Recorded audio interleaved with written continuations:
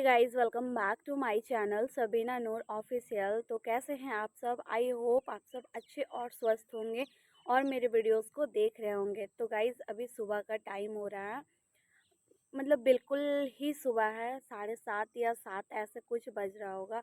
और अभी ना हम बाहर आकर के वीडियो शूट कर रहे हैं और ठंड तो काफ़ी ज़्यादा बढ़ चुका है।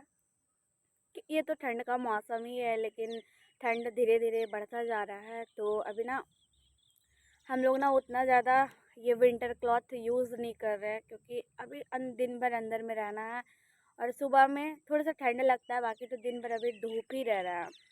तो गाइज़ आप सबको बता दें कि मेरा जो भी पिछले का ब्लॉग था दीपावली का, जो हम अपने ससुराल गए हुए थे, तो वहाँ जो भी ब्लॉग शूट किए हुए थे, तो ना आप सब बहुत मतलब ज़्यादा ही प्यार दिए ब्लॉग में और बहुत अच्छे अच्छे कमेंट्स किए हैं। तो इसी तरह से आप सब ना आगे भी प्यार और सपोर्ट बनाए रखना, ताकि मैं ना मतलब एक्साइटेड हो कर के और कुछ आप सबके सामने नया लाने की कोशिश करती रहूं। लेकिन गाइज़ आप सबको बता दें कि हम ना वीडियो जब डाले हुए थे, लगभग 3 वीडियो गया हुआ है मेरे चैनल पे। तीनों में कुछ अकॉर्डिंग मेरे वीडियो के अकॉर्डिंग मेरे जो भी है वो व्यूज़ काफ़ी ज़्यादा अच्छा आया, और लोगों का उसमें व्यू मतलब देखने का जो ज़रिया था वो भी बहुत अच्छा देखने को मिला है, और कमेंट्स भी बहुत ज़्यादा अच्छे अच्छे आए हैं। तो जो आप सब ना बस इसी तरह से अपना प्यार और सपोर्ट आगे भी बनाए रखना, और इसके लिए आप सभी को थैंक यू सो मच। बस इसी तरह से आगे आप सब अपना प्यार और सपोर्ट बनाए रखना। और आज का ब्लॉग है गाइस वो कुछ अलग है, और मेरे वॉइस से ना आप सबको लग रहा होगा कि मेरा तबीयत ठीक नहीं है। तो हाँ, मेरा तबीयत ठीक नहीं है। उधर से मतलब दिवाली सेलिब्रेट करने के बाद जब हम उधर से आए, क्योंकि उस दिन ना हम नाइट में ड्यूटी करके और नाइट में गए हुए थे, तो बाइक में गए थे ना, तो पूरा एकदम वेदर तो ऐसे ठंड का ही है, तो पूरा रास्ते में पूरा हवा के कारण उसी दिन से ना मेरा तबीयत ना पहले से ही ख़राब था, लेकिन उस दिन रात में पूरा हवा में गए उतना दूर, फिर सुबह सुबह हम आए, तो है ना मतलब तबीयत काफ़ी ज़्यादा ख़राब हो गया। और जब सेकेंड डे था दिवाली का, तो उस दिन भी मेरा तबीयत ख़राब हो गया था। ओढ़ पड़ के सोए हुए थे। तो फिर भी उस दिन नाइट में आप सब देखे कि मैं किस तरह से अच्छे से रेडी होकर के और फिर भी मैं व्लॉग शूट की।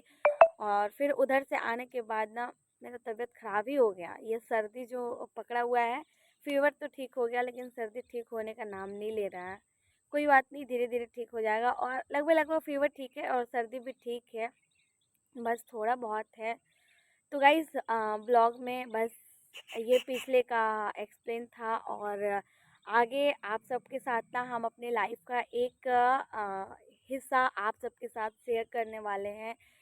कि देखो, आप सबको पता ही है कि मैं एक हिंदू लड़के से शादी की हूँ, और कुछ दिन बाद मेरे शादी को 3 साल कंप्लीट होने वाले हैं। तो गाइज़ उस दिन भी आप सबके साथ ब्लॉग शेयर करेंगे, भले सेलिब्रेट हो या ना हो, लेकिन आप सबके साथ ब्लॉग ज़रूर शेयर करेंगे। और जब मैं आप सबको ये बताने वाली हूँ आज का ब्लॉग में कि जब मैं फ़र्स्ट टाइम मतलब शादी का जो मेरा उस टाइम नया नया था, उस टाइम जो चल रहा था, तो उस टाइम ना शादी करने के बाद जब मैं अपने पापा को अचानक से कॉल करके बताई कि मैं एक हिंदू लड़के से शादी कर ली हूँ, तो उस टाइम मेरे पापा का क्या रिएक्शन था, वो मेरे को अच्छा बोल रहे थे या बुरा बोल रहे थे, तो ये चीज़ आप सबको इस ब्लॉग में जानने को मिलेगा। तो गाइज़ आप सबको बता दें कि मैं शादी की थी, उसके बाद लगभग 10 दिन के बाद मैं अपने पापा को कॉल की थी शादी करने की। मैं जब भी शादी की तो देखो, तुरंत तो मैं अपने घर वालों को इन्फॉर्मेशन तो नहीं दे सकती थी, क्योंकि देखो हम एक दूसरे में इंटरकास्ट कपल हैं, मैं मुस्लिम, मेरे हस्बैंड हिंदू। तो उस टाइम तत्काल समय में बताना पॉसिबल नहीं था, क्योंकि लोगों के मन में अगर उस टाइम देखो शादी करने के बाद ना हम लोग दोनों बहुत अलग-अलग थे। प्लस किन्हीं को कुछ भी हम लोगों के बारे में पता नहीं था कि हम लोग कहाँ रह रहे हैं और किसी से मतलब फैमिली के किसी भी मेंबर से हम लोग बात नहीं कर रहे थे। लेकिन मेरे देखो बाहर में ना बहुत ज़्यादा खर्चा बढ़ने लगा था रहना। मेरे हस्बैंड अलग रह रहे थे, हम अलग रह रहे थे और खर्चा तो बहुत ज़्यादा था। हम लोग सिटी में जा कर के रह रहे थे और मतलब यहाँ से पूरा बाहर, तो खर्चे बहुत ज़्यादा बढ़ रहा था। तो मेरे हस्बैंड का कहना था कि अभी देखो वैसा माहौल नहीं है, तो मे बी एक बार घर में बात कर लो तुम और देखते हैं कि घर वाले क्या बोलते हैं। तो फिर हम लोग ना अपना लोकेशन चेंज कर कर के और फिर कहीं भी बात करना रहता था तो एग्जैक्ट लोकेशन पे हम लोग रहते नहीं थे। जहाँ हम लोग का मतलब रेंट लिया हुआ था तो उस लोकेशन पे नहीं रहते थे, अदर लोकेशन पे जा कर के और हम अपने घर पे ना बात किया करते थे। तो हुआ या कि मेरे हस्बैंड बोले तो हम और मेरे हस्बैंड ना उस दिन दूसरे लोकेशन पे जा कर के मेरे हस्बैंड बहुत ज़्यादा मतलब बोलने लगे कि घर में एक बार बात कर लो, देखो घर में बात करके कि वहाँ का माहौल क्या है नहीं है। वैसे तो हमको पता है कि मेरे घर का माहौल उस टाइम बहुत ज़्यादा ख़राब था क्योंकि मेरी फ्रेंड थी एक, उससे मेरा ना कंटिन्यू बात हो रहा था और उसी से मेरा मतलब जो भी था वहाँ का हाल समाचार धीरे-धीरे पता चल रहा था कि क्यों मतलब कि क्या हो चल रहा है वहाँ। लेकिन उस टाइम ना मेरे मम्मी-पापा और उस टाइम मेरा भाई भी था, तो उस टाइम वो लोग बहुत ज़्यादा परेशान थे और अ, उस टाइम मेरे को ना ये सब बात सुन कर के बहुत ज़्यादा बुरा लग रहा था। लेकिन देखो क्या ही कर सकते थे और फिर मेरे हस्बैंड बोले तो हम बहुत ज़्यादा हिम्मत करके हम कॉल पे पापा से नहीं बात करना चाहते थे। बहुत ज़्यादा डर लग रहा था, इतना ज़्यादा डर लग रहा था कि मतलब बात ही नहीं करना चाहते थे। फिर बहुत ज़्यादा हिम्मत करके हम लोग एक न्यू सिम, क्योंकि जो फ़ोन हम लोग उस टाइम अपने पास रख रहे थे, मेरे हस्बैंड भी दूसरा फ़ोन रखे थे, हम भी दूसरा फ़ोन रखे थे, सिम कार्ड भी पूरा न्यू था। फिर हम लोग उस टाइम न्यू सिम एक लिए और उसी नंबर से अपने पापा को कॉल किए। तो 1-2 बार रिंग किए तो हेलो हेलो ऐसे करके आवाज़ आया, तो हम तो बिल्कुल भी डर गए थे कि पता नहीं कॉल रिसीव करेंगे तो मेरे पापा क्या बोलेंगे नहीं बोलेंगे। तो गाइज़ फिर ना तीसरे बार में हम कॉल किए और तीसरी बार पता है एक बात और बता दें कि मैं अपने पापा से जब कॉल पे बात कर रही थी ना तो वो वॉइस को मैं रिकॉर्ड कर ले रही थी, क्योंकि मेरे पास ना मेरे पापा का कोई भी निशानी नहीं था, ना ही पिक्चर ना ही कोई आवाज़। और फिर पता नहीं आगे बात हो पाता या नहीं हो पाता, ये सोच करके मैं अपने पापा के वॉइस को रिकॉर्ड कर रही थी। तो तीसरी बार जब मैं अपने पापा को कॉल की तो मेरे पापा रिकॉर्ड किए तो हम बोले कि हेलो, तो उधर से भी आवाज़ आया हेलो। तो मेरे पापा का आवाज़ सुन के हमको ना लग रहा था कि मेरे पापा बहुत ज़्यादा टेंशन में हैं। देखो भाई पापा तो टेंशन में रहेंगे ही, क्योंकि उस टाइम माहौल ये कुछ ऐसा था कि इंसान के अंदर में पापा को भी बुरा लग रहा होगा कि देखो मेरी बेटी क्या कदम उठा ली। तो गाइस देखो अपनी खुशी के मतलब देखो मैं नहीं चाहती कि मैं अपने घर वालों को भी दुख दे दूं या मैं अपने हस्बैंड को भी दुख दे दूं। लेकिन उस टाइम जब मैं अपने पापा से बात की तो मैं बोली हेलो, तो उधर से आवाज़ आया कि कौन। तो हम बोले कि हम मतलब जो भी मेरा नाम है वो बोले हम सबीना बात कर रहे हैं। तो पापा बोले कहाँ है तुम। तो हम बोले हम यहाँ हैं। और फिर पापा पूछे कि तो ऐसा ऐसा सुनने को मिल रहा है। तो हम बोले कि हाँ ऐसा ऐसा बात है। तो उस दिन अपने पापा को बता दिए कि पापा देखो हम एक हिंदू लड़के से शादी कर लिए हैं, तो प्लीज़ आप लोग जो परेशान हो रहे हैं प्लीज़ परेशान होना बंद कर दो। तो मेरे पापा ने उस टाइम बहुत मतलब देखो उनका कोई गलती नहीं था, वो अपने हिसाब से जो कुछ भी बोले वो सही बोले कि उनको तो बुरा लग रहा था, उनके ऊपर सोसाइटी का प्रेशर था, गांव मोहल्ले का प्रेशर था। एक होता है ना कि देखो हम एक हिंदू लड़के से शादी कर लिए तो अगल बगल के पड़ोस लेकर, सोसाइटी से लेकर, दूसरे लोग से लेकर, तीसरे लोग से लेकर सब लोग उनको बोल रहे थे देखो आपकी बेटी ऐसे दूसरे कास्ट में जाके शादी कर ली, आप उनको इतना ज़्यादा प्रेफरेंस किए और आज देखो आपको क्या देखने को मिल रहा है। तो मेरे पापा उस टाइम बोले कि तुम जिस दिन हमको मिल गए उस दिन ना हम तुमको काट देंगे। इस तरह का लैंग्वेज मेरे पापा से हमको सुनने को मिला। फिर भी हम अपने पापा के इस लैंग्वेज से बिल्कुल भी दुख नहीं थे, क्योंकि मेरे पापा आज तक मेरे को ऐसा बात बोले ही नहीं। और गाइस मेरे पापा ना बहुत अच्छे इंसान हैं, और इस चीज़ को हम आप सबके साथ डिटेल में एक्सप्लेन नहीं कर सकते, क्योंकि हम उनको जितने बेटर तरीके से जानते हैं वो कोई नहीं जानता। लेकिन फिर भी आज के डेट में भी लोग बोलते हैं कि अपनी बेटी को प्रेफरेंस देने के कारण आपको ये सब देखना पड़ रहा है।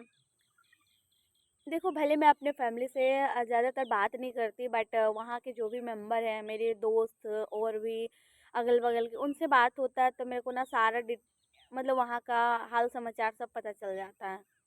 तो गाइज़ आप सबको बता दें कि पापा को जब हम शादी के बाद जब हम अपने पापा को कॉल किए और कॉल करके बताएं कि पापा ऐसा ऐसा बात है कि मैं एक हिंदू लड़के से शादी कर ली हूँ, तो मेरे पापा का यही रिस्पॉन्स था कि देखो, तुम उसको छोड़ दो, अपने घर आ जाओ, या तो फिर जिस दिन भी तुम मेरे को मिल गई मैं उस दिन तुमको काट के रख दूंगा, इस तरह से बोले। तो गाइज़ देखो, इसमें पापा का कोई गलती नहीं था, मेरे गलती के कारण ही पापा मेरे को ऐसे बोले, क्योंकि मेरे पापा कभी मेरे को इस तरह का लैंग्वेज नहीं बोले थे। और ये लैंग्वेज मेरे को फर्स्ट टाइम सुनने को मिला था, फिर भी मैं उस बात को उस दिन फिर मैंने मेरे मतलब गुस्से से कॉल को काट दिया। मेरे हस्बैंड ये सोच के कॉल करने बोले कि कॉल करके बात करके देखो कि उधर का माहौल ठंडा है या नहीं, या तुम्हारे पापा क्या बोलते हैं, उस हिसाब से हम लोग ना अपने मतलब घर जाएंगे जहाँ पे उनका मेरे हस्बैंड का फैमिली रहते हैं। तो उस दिन तो मेरे पापा का देखो भाई रिस्पांस तो अच्छा नहीं आ सकता है। तो मेरे हस्बैंड बोले कि ठीक है छोड़ दो, जब ऐसा ऐसा बोल बोल रहे हैं तो उनका माइंड भी अभी सही नहीं है। और बोलना अभी इस क्योंकि शादी को उस दिन ज़्यादा दिन नहीं हुआ था, आज मैं मिनिमम 10 to 15 डेज ही हो रहा था। तो फिर फ़ोन काट दिए और फिर मेरे हस्बैंड अपने घर पे कॉल किए कि ऐसा ऐसा बात है। फिर भी हम लोग दोनों है ना एक दूसरे मतलब वो मेरे हस्बैंड अपने घर पे बात करके और ना मेरे को जब जहाँ हम लोग रह रहे थे तो फिर वहाँ से ना मेरे को अपने घर पहुँचा दिए। और वहाँ पे पहुँचाने के बाद मेरे हस्बैंड फिर भी अलग ही रह रहे थे और हम वहाँ पे मतलब अपने ससुराल में रह रहे थे। तो ऐसा सीन है गाइस। तो आप सबको पता चल गया होगा कि जब मैं शादी की एक हिंदू लड़के से, उसके बाद जब अपने फैमिली को बताई, अपने पापा को कॉल करके बताई कि पापा मैं एक इंटर कास्ट मैरिज कर ली हूँ, और प्लीज़ आप ज़्यादा अब टेंशन लेने का कोई ज़रूरत नहीं। मैं बस ये सोच ली थी कि देखो आज ये चीज़ सही नहीं है, लेकिन कभी ना कभी तो ज़रूर ठीक हो जाएगा। और इस ये तो इम्पॉसिबल है, लेकिन इसको पॉसिबल बनाने के लिए हम लोगों को अपना जो बेस्ट है वो अपना लाइफ में कुछ करने का, कुछ जो भी है हो या ना हो, लेकिन आगे चल के ये चीज़ सब कुछ ठीक हो जाएगा।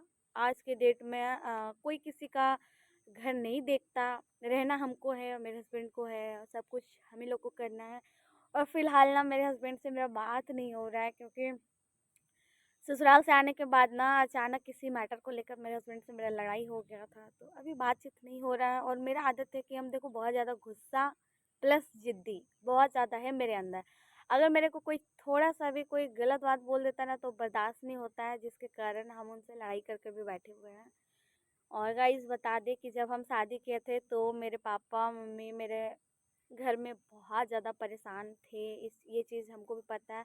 और अब मैं नहीं चाहती हूँ कि मैं उन लोगों को ज़्यादा से ज़्यादा परेशान करूँ। बस मैं ये मेरे को ना मतलब कभी फ़ील नहीं हुआ कि हाँ, मैं अपने घर से अलग हूँ। मैं हमेशा यही सोचती हूँ कि देखो भाई, अगर मैं किसी के यहाँ और भी शादी करती, मेरा दूसरा भी ससुराल होता, तो कभी-कभी अपने घर चले जाती, अदरवाइज़ ज़िंदगी तो अपना ससुराल में ही काटना है। तो मैं यही सोच के अपना लाइफ को इसी में निकाल रही हूँ। और ऐसा नहीं है कि जैसे-तैसे, बट कोशिश करूँगी कि आगे का लाइफ परफेक्ट हो, और इसके लिए हम लोगों को खुद से ही मेहनत करना पड़ेगा। और गाइज़ देखो, हम आप सबसे एक बात बोलेंगे कि हम जहाँ कहीं भी रहे, देखो मैं तो अपना घर अभी फ़िलहाल नहीं, बाकी आगे के नहीं बता सकती हूँ मैं। और मैं कहीं भी रहूँ, बस मैं ये चाहती हूँ मैं घर ना जाऊँ, इससे मेरे को कोई टेंशन नहीं है। बट मैं जहाँ भी रहूँ मैं यही प्रे करूँगी कि मैं घर जाऊँ या ना जाऊँ, मेरे भाई मेरे मम्मी पापा बस अपने आप में वो सब खुश रहें, तो मैं दूर से ही बहुत ज़्यादा खुश हूँ।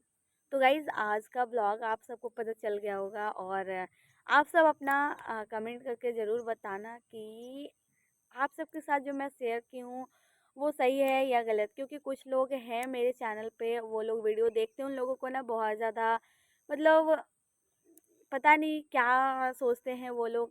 ये बात तो मेरे को नहीं पता, लेकिन वो लोग सोचते हैं कुछ गलत, जिसके कारण कुछ लोग बुरे कमेंट्स भी करते हैं मेरे वीडियोस पे।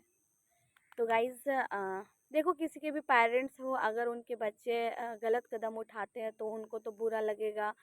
प्लस सोसाइटी, अगल-बगल के लोग ऊपर मतलब जो भी बात बोलते हैं अच्छा बुरा, उन चीज़ों को लेकर उस टाइम मेरे पापा के ऊपर बहुत ज़्यादा प्रेशर था। अब लगभग ठीक हो गया है, लेकिन अभी भी कुछ लोग हैं जो गलत बात बोल रहे हैं।